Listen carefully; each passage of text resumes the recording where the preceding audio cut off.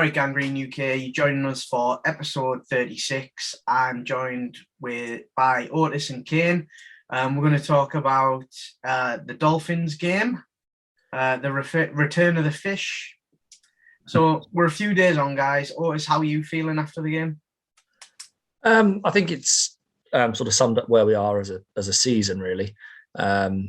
Injuries have taken a toll. The lack of general talent around the team is now starting to show more and more with some of those injuries.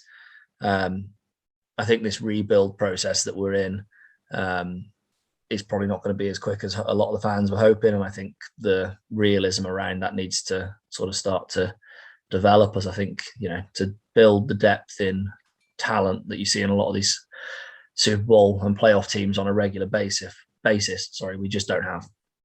Yeah. What about you, Kane? How are you feeling after it? Yeah, it was okay. Like, we looked okay on our offense at some points, looked okay on defense at some points, but in the end, we didn't get the win and made some. We held to himself at some points when he makes his silly throws and that, and then we just let him walk all over us at other points, which is it's just one of them things. Like, definitely in rebuild mode, you can tell.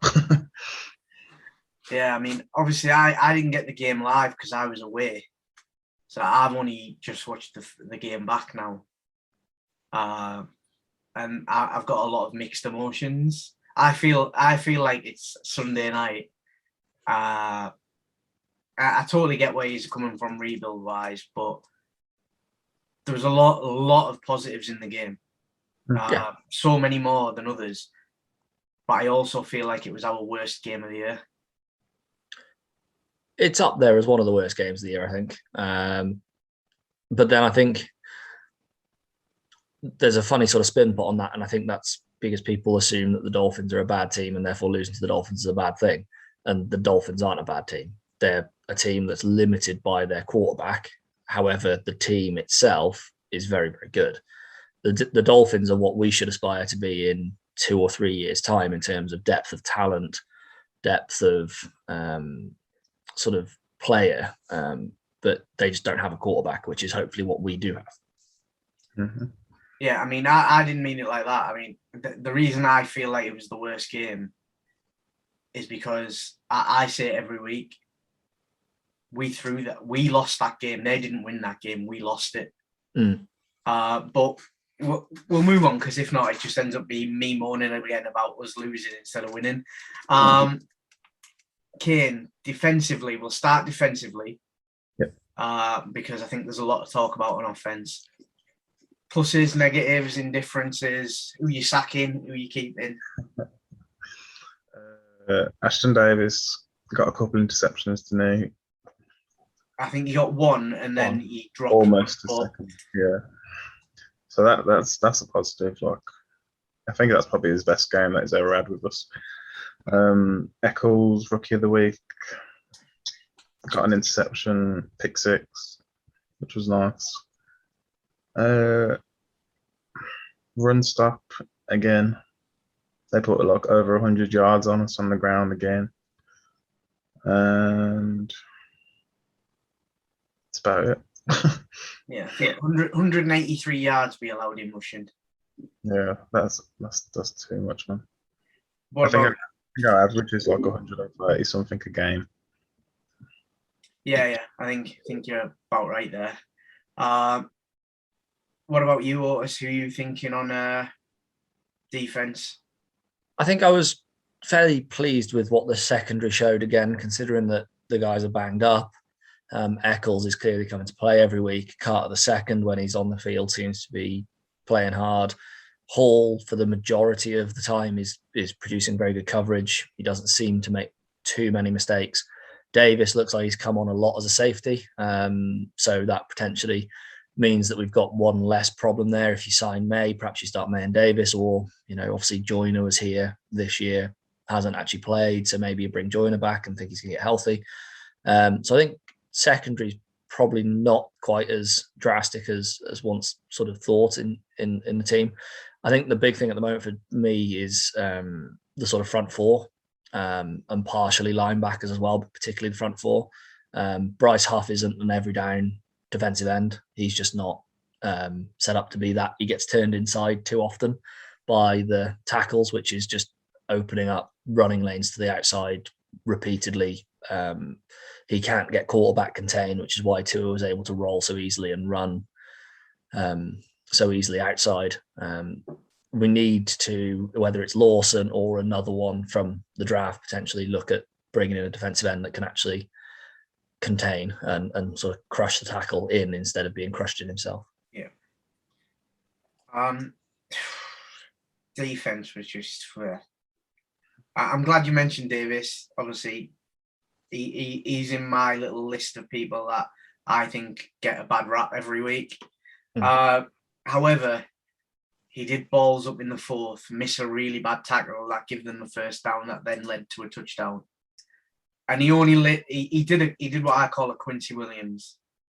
Instead of thinking, you know what, I'm going to go for that ball and try and knock it out, he's like, I'm going to try and hit that player in the balls and knock his kids out. Because he went through it, but the player just moved, and yeah, that was a disaster. Eccles, I thought, was good. If he keeps progressing that way, very, very happy. There was one where I'm trying to think of it now. We got Tua's ball got tipped. Yeah, it's what sparked them. Yeah, it sparked them starting to play well. Yeah. It resulted in their first touchdown, didn't it? Was it 10 points to the good? A throw over the middle, tipped by CJ Mosley, and it fell straight into the lap, I want to say, of Devontae Parker, but that could be wrong. It came into Parker, but there was jets around, and it's like, if you're not going to get it, knock it down. Yeah. Don't give them that easy. Nobody even went for it, did they? No, that first down completely changed the momentum of the game.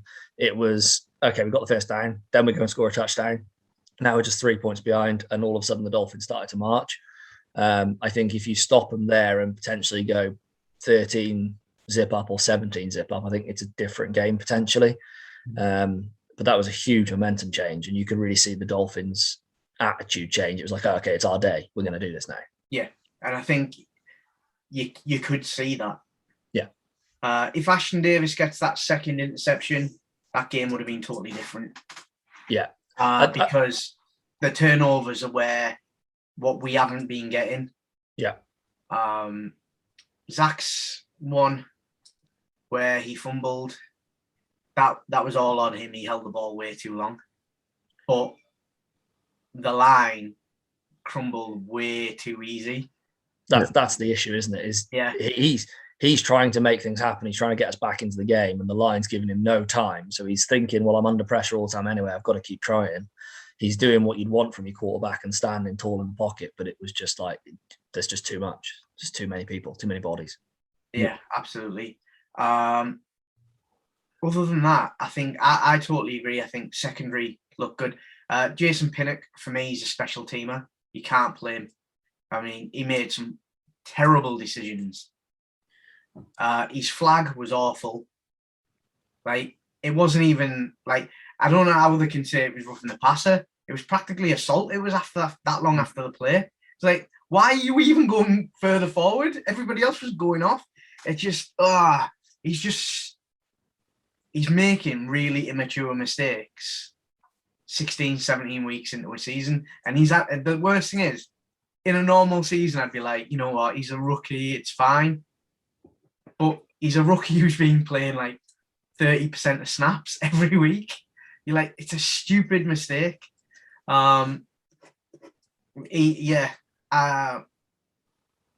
was a lot of players on defense that I think are going to have some horrible, horrible camp battles, because some of them, they're not right. I think the front four, I think you're 100% right. They're struggling to play as a four. It's the without drawing it, it's very difficult. But the difficulty with a 4-3 is you have to control your gaps. The two defensive ends are supposed to control what is known as the C gap, which is tackle to sideline. If they can't control the C gap, then everything just goes outside. The two defensive tackles should take the 2A gaps, which is either side of the centre and the guard. So between centre and guard. That means that the two linebackers that are playing either side of the middle linebacker take the B gaps between tackle and guard. That's every single run gap taken. That's easy. That's simple maths. There's 6 holes, 6 men, and you've got CJ Mosley in the middle to do what he wants to do. The issue that we've got is that the linebackers can't commit to the B gaps because the linebackers don't know if the C gaps are covered. And all of a sudden, the running backs going through the B gaps because the linebackers aren't where they should be. Yeah. And all of a sudden, the 3 or 4 yards is a given because the linebacker just isn't in the hole. He isn't there. He can't commit. Yeah, I think with the way that we play it as well, with that hybrid where we're only running with 2 linebackers, all of a sudden then you're taking CJ and putting him in that B gap, and you're like, what a waste of CJ Mosley. Yeah. But ultimately, we didn't play badly. Like, we still allowed yards, but it was one of them without Zach losing that ball and them scoring, you're like, that game, because we were going for goal. Yeah. We score there, it's a different game again. Yeah. But it was that one play. And normally it's, oh yeah, we can't decide any one play. No, I can. It was that play, that one play there, that's where it changed. I think the one thing that changed the game completely, as you say, there was 2 plays for me. I think the sack fumble was massive just because of what it did for our momentum. But that deflected pass that we mentioned before was the other play for what it did for their momentum. It was the 2 plays that changed momentum in the game both times, and both times it was for the Dolphins. At no point did we get the momentum back after that sort of tip ball. What about offense, Kane? I know you like talking about the offense. every week it's just dire, but this week, go for it. Yeah. Flashes, as usual. We were competitive at the start. We were ahead for once, which was nice. With our second and third receivers as well, which was good. Yeah. But offensive line messed us up a bit. It was nice to have Carter back. That helped a lot. And Coleman. I do like Coleman. I think he should be our second running back for the next year as well, because he just runs.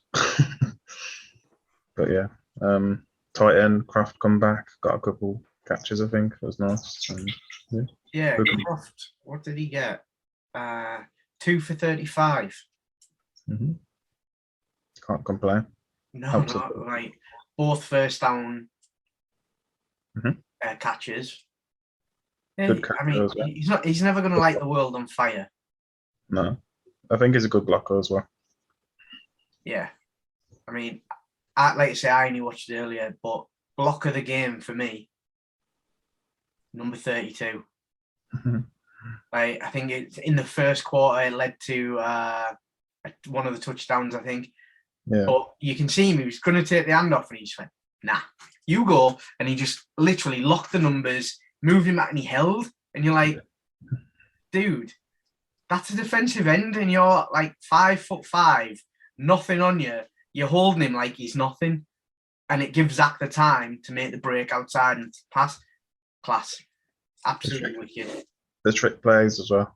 And when Zach escaped everyone and made a play, that was nice. Yeah, and then straight after that play, he did a hurry-up offense and caught them with 12 men on. Yeah. Like, and then hurried them again and then got the touchdown. Yeah, everybody this year said he hasn't showed any progress. That 35-second spell showed his progress.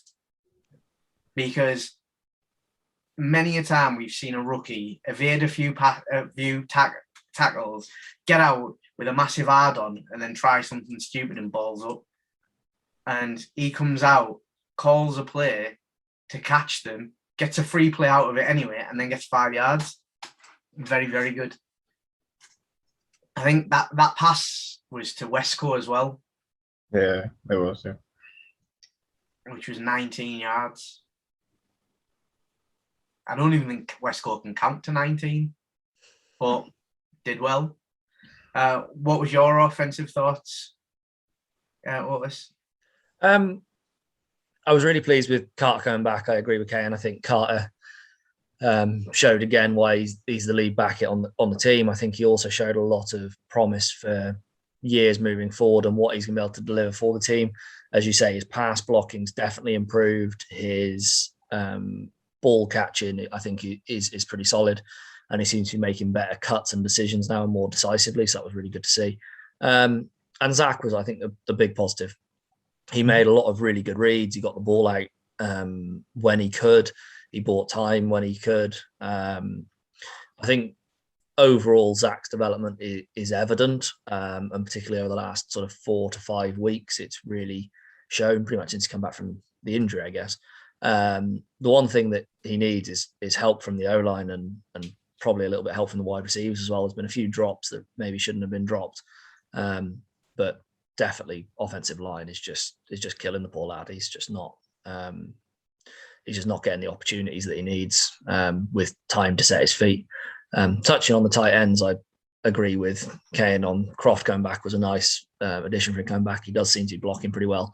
I'd be very happy to see us either pick up a free agent tight end that likes to stand up and run and go and catch passes, or draft one and keep Croft as the 50-50 guy, the guy that can maybe be in there on all 3 downs and have a pass catching tight end, maybe the flex is out on third or maybe only on second and third or something until he develops. But I think O-line is the big issue. Yeah. And do you ever get deja vu when we say that, guys? I mean, I was kind of getting on board and thinking, you know what, centre was fine, and I was like, you know what, I'm getting there, I'm feeling it, and then they have a game like that, and you're like, nah. It's so hard to judge, isn't it? On the arguably the most important position on the line, we were down to our 3rd string player. It means AVT's got to then cheat to him to help him, which leaves McGovern more exposed again. I think centre is looking a lot better, and I think McGovern is a serviceable centre moving forward, and there's no need to invest big money to replace him or to upgrade him, particularly unless someone falls in our lap. But left tackle, I think now, when you sort of look at the situation with Mackay and if he's going to come back and what's his health going to be and what's his size going to be and everything else, it really does show why they need that clearing up. Fant's been playing brilliantly there. It's brought continuity, and all of a sudden the left-hand side of the line with Fant, AVT and McGovern, that sort of trio on that centre to left has looked really good. What that's going to look like moving forward, I don't know, because you just don't know what's going to happen with Becton, I guess. Well, I think obviously AVT went off a few players, didn't it? And that left side looked very, very weak, which is great for AVT. Like AVT's kind of like solidified himself now, where next year we know what we're expecting. And he's quality. I don't think we're over expecting from him, because I don't think he's really shown fully what he can do. But I also wouldn't be surprised to see Fant staying at left tackle now. We cannot ignore him. I mean, good. To be fair, we were always more against right guard. We were never against Fant as a right tackle. It was just we were never against. He never looked great because we never had a right guard. But I still don't see us drafting somebody, because I can't see us going into next year with Mackay Becton, AVT, another rookie, and Fant. I personally think you'll probably see the line as Fant left, AVT left guard, centre McGovern, I think you'll see the Doctor re-signed in free agency to a sensible contract to play right guard and give him a bit of leadership with veteran Long McGovern. And I think, as I said to you boys in the admin chat probably 4 or 5 weeks ago now, I can see Mekhi Becton coming back and playing right tackle until he shows that he is ready to go back left tackle. And I think that would create a monster right side to run behind as well. And also the other thing that hasn't been seen that much, or I don't think people are realizing quite so much, is that this run scheme with the zone blocking, they're trying to use trapping guards and trapping tackles, pulling them from one side of the formation to the other. If you could get AVT pulling from the left to the right behind Mekhi Becton as a pulling guard, it would be carnage. You'd have probably the best 2 blockers in the run game blocking on the same side, and AVT would be becoming behind a 6'7" man. And then you've got little Michael Carter just holding on to the back and going. Trying to see where to go. Any other positives from the game? The kicker made his kicks. Pintero. That's the one. Right, can I ask a serious question, right? Because I couldn't tell on the game that I watched.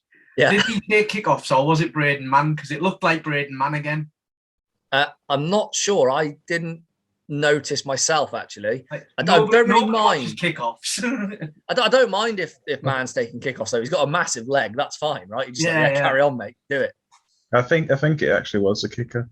I think I remember him, no, not Pinnock. Pinheiro. But other than 2 in the third, Braden Mann's punts were a million times better. One of them, he shanked it, but the line also crumbled in front of him. That was still a bit of fear. But that Dolphins game was the first game without his knee brace fully. Yeah.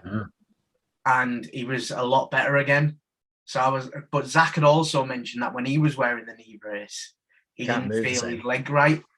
Yeah. So, Braden Mann stepped up again, I think. Thought very, very good. That one at the 2-yard line was on point. I thought the special teams overall, actually, for the entire game were very good, apart from the stupid penalty on running into the kit returner on the fair catch. That was just stupidity. But the rest of the special teams, they kept contained well. They kicked fairly well. I thought that was pretty good.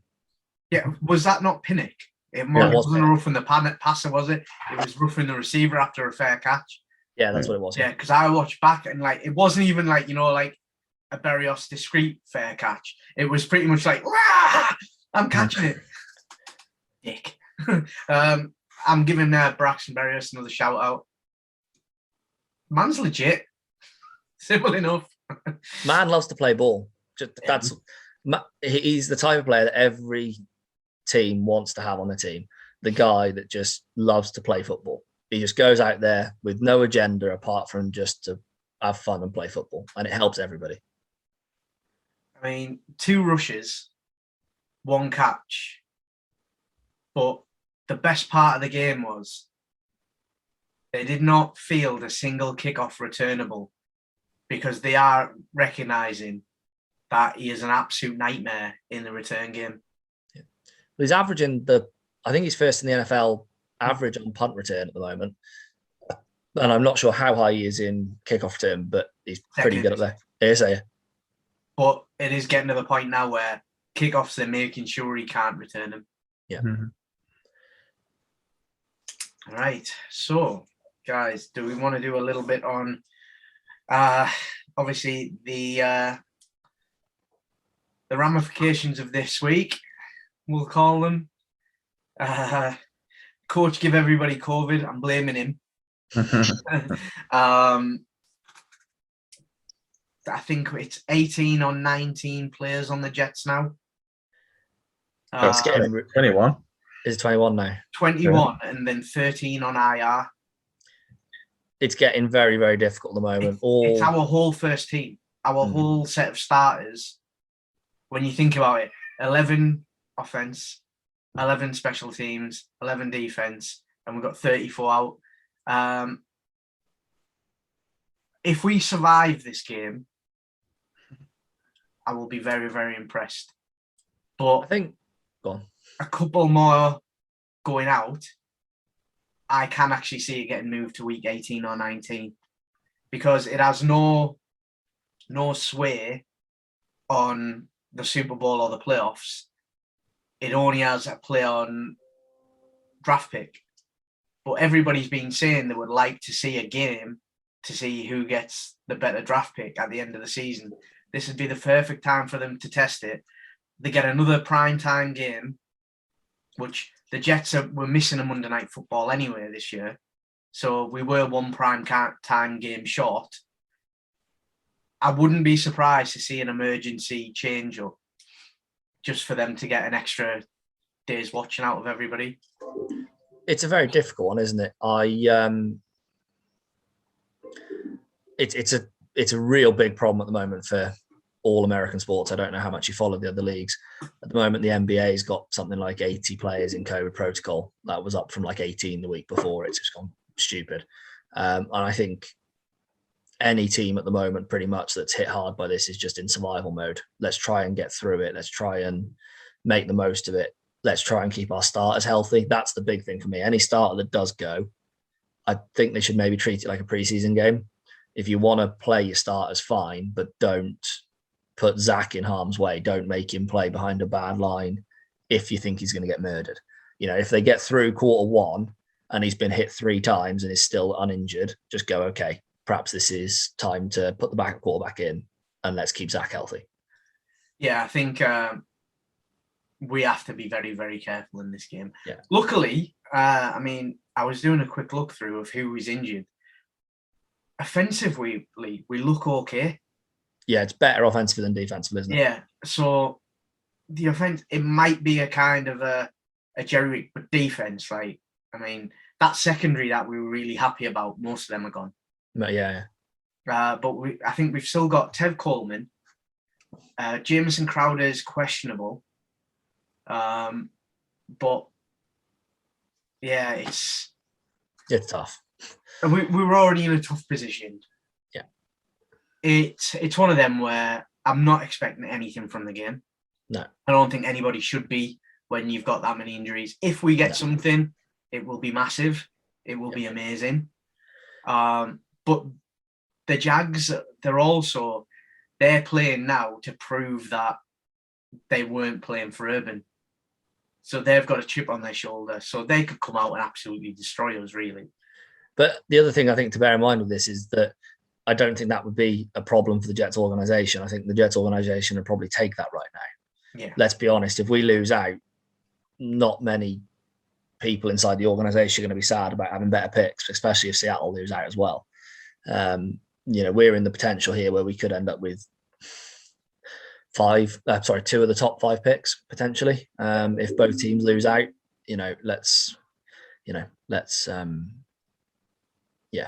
My one for it is I don't want to lose out because I want to be the reason that the Bills don't make the playoffs. I want to beat them that last game of the season and stop them getting in the playoffs. I'll even take a tie because they are literally teetering on the edge. And I went through everybody in the hunt can win out pretty much. They've got us that last game. And I'm like, you know what? We could do that. That would make my day because I put a bet on 2 weeks before the season saying that the Bills wouldn't make the postseason. Okay. Big brave one. But I guess we'll find out later on this week. Yep. Thanks for joining us, guys. As always, give us a like, a share, a follow, do all the things to keep James happy. And we'll see you again next week.